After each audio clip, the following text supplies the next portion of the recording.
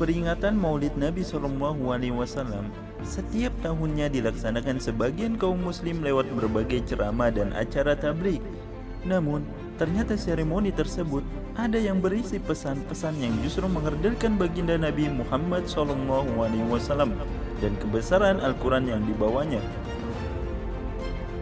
Bagaimana bisa? Coba tengok.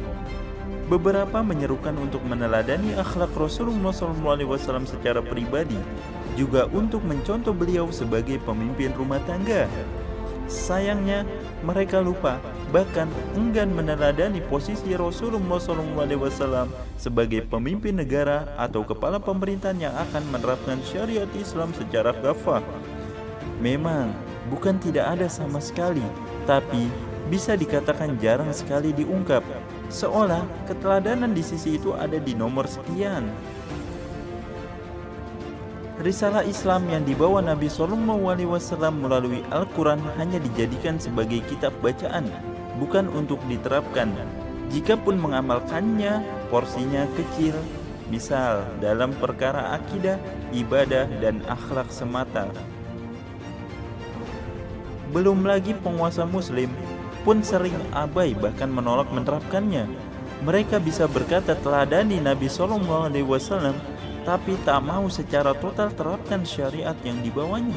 Inikah bukti cinta pada Nabi SAW? Yang ada, para penguasa kukuh menjalankan hukum-hukum kufur yang bersumber dari ideologi kapitalisme.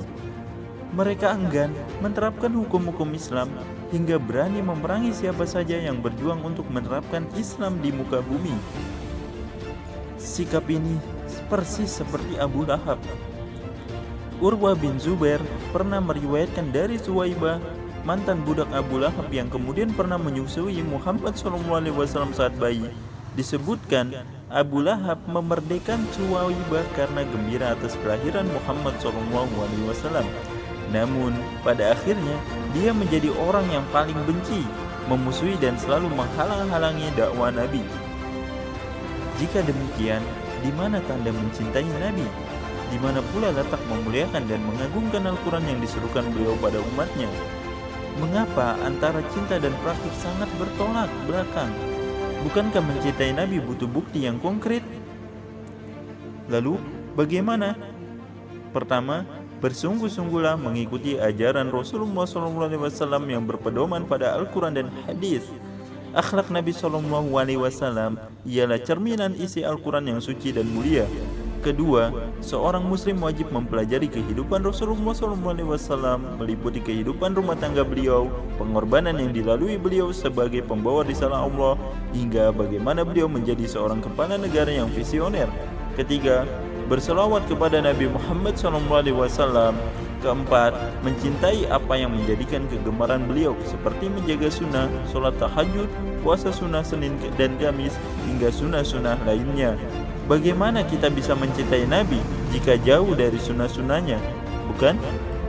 Kelima, mendakwakan Islam seperti yang dilakukan Nabi SAW, mengajak manusia untuk menerapkan risalah yang dibawanya.